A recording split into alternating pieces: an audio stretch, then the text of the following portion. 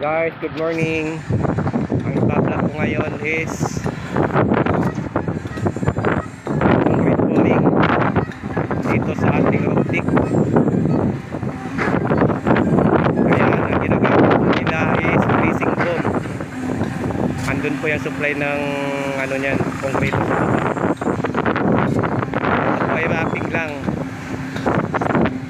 Ayan po kung paano siya binubuhusan.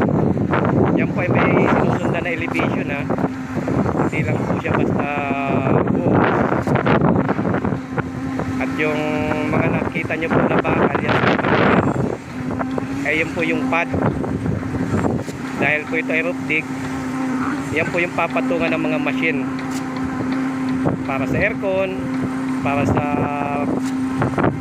supply ng tubig sa baba, yung mga makina rito, plumbing.